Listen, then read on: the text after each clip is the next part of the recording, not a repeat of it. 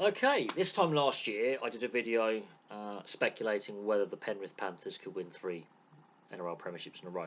And ultimately they went on to do that in one of the best grand finals in history with that 18-point comeback against the Broncos. So, let's go fast forward here. Can they win 4 in a row?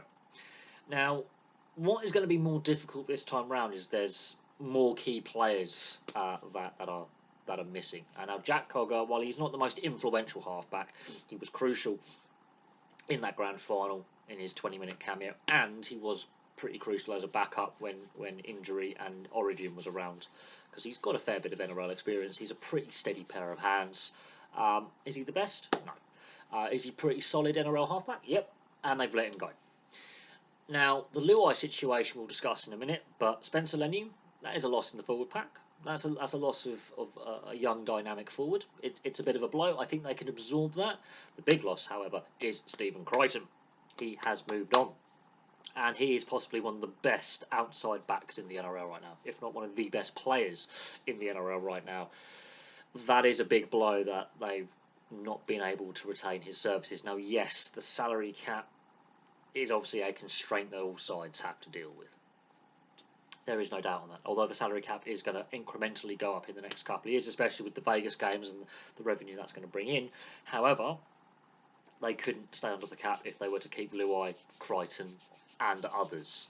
And this is a problem that's going to, impact the Panthers, even with their great talent scouting system, their development system, their youth system, and their catchment area, and the structures they have in place to have basically one of the best systems in the NRL for developing talent, scouting talent. They've got great talent scouts. They always seem to sign good players that come in and fill a role.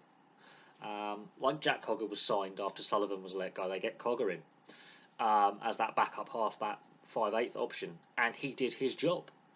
And in actual fact, he was crucial to them winning the grand final when Luai goes off, because he changed the dynamic of what was happening with 6 and 7 and the kicking game and the controlling game and bringing players into play, and he released the pressure off Cleary. He was crucial in that last 20-25 minutes when he comes on.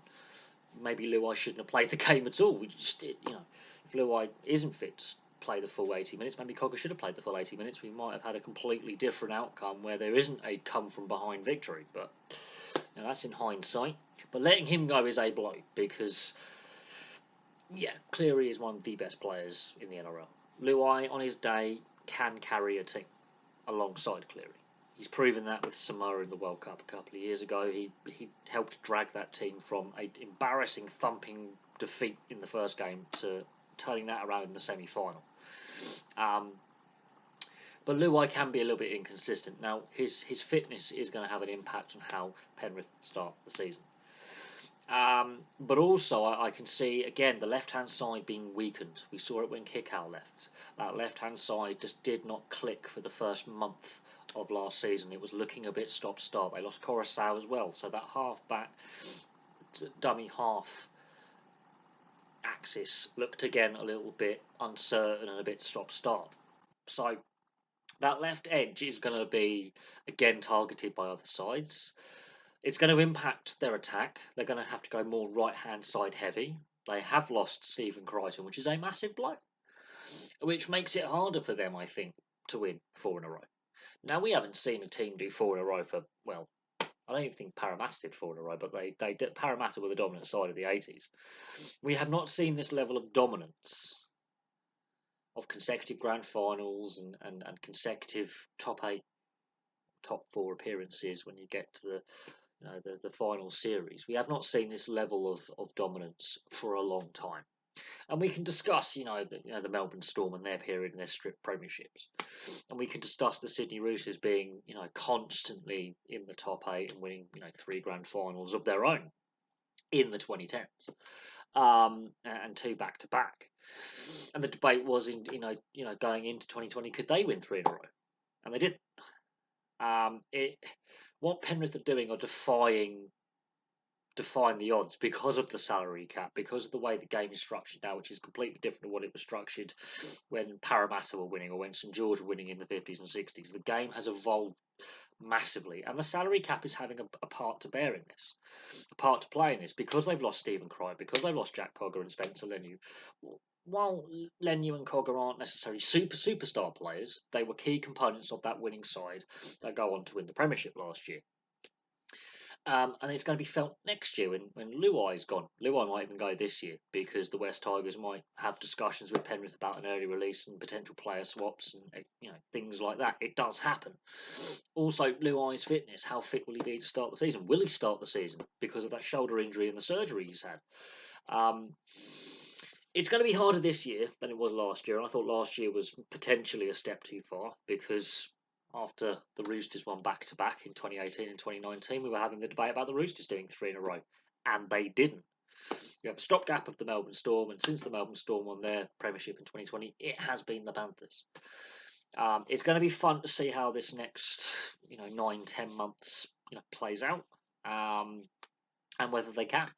It's going to be more difficult than last year, and I thought last year may be a step too far for them, and they proved us wrong. And they proved us wrong in fantastic record-breaking fashion. But after 60 minutes, it was like, yeah, this is a step too far. 3 in a row hasn't been done since, I think, Parramatta, whatever. And they go and do it. This team has defied the odds last year. Can they defy them further, or will the salary cap and player turnover start to actually bite with their current depth, start being impacted? Will wear and tear on players and more injuries getting in there, like Luai being not fully fit? Will that start having an impact?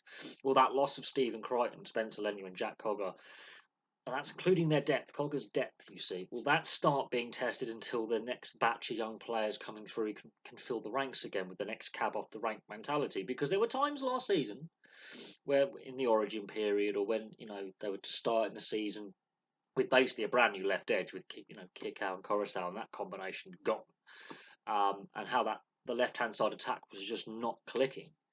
Well, they looked vulnerable, and there were times in that grand final they were being outplayed by Brisbane. They were being ripped to shreds for 20, 25 minutes. There were times where they looked vulnerable. Now they've obviously got that experience. They've got Fisher Harris as a key forward leader. They've got Cleary. They've got Dylan Edwards, one of the best fullbacks and one of the most underrated fullbacks in the game. They have got some great players. They've got some players who were injured last year on long-term injury coming back in. And there's also going to be new players coming up from their youth system into first grade for the first time who are going to get game time, who are going to, there is a system in place where going through the levels with the Panthers up through the grades, there is a style of play and a system and structures in place that the players know what their role is. But it's getting harder. And I think the salary cap is starting to have that levelling out effect. If they do win 4 in a row, then we're talking ridiculous, immortal status for some of these players. I have no doubt. I mean, Ivan Cleary as a coach has now proven himself, as one of the best, alongside Bennett, Bellamy, and others. You could argue, that his win percentage is ridiculous with Penrith. But there were times where he was at the West Tigers where it didn't work out. At the Warriors, yeah, he gets them to a grand final, has a very good spell there, but he couldn't ultimately win with them. It took until he goes to Penrith and it all starts clicking towards the end of 2019 where they start picking up momentum, they figure out their way of playing. Now, since the second half of 2019 season till now, they've barely lost a game.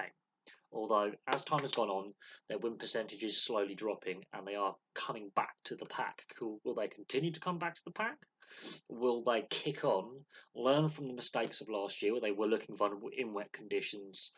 They might, have a diamond in the rough through their youth system or picking up a player who turns out to be the next Stephen Crichton. We just don't know. Let's see how it plays out. What do you think Penrith are going to do? Can they win 4 in a row? Or will 3 in a row be their limit for now, but will they continue to win grand finals later on with the systems they have in place? Can they win 4 in a row? Could they appear another 5 grand finals in a row, for example? Will they continue to win with the systems they have in place, or is their little era, and then they're still going to be competitive. But then maybe Brisbane take that next step, or another side, break into the top four, win a grand final, go on a run. Who knows? Place your thoughts in the comment section below. I will have some more content for you very, very soon.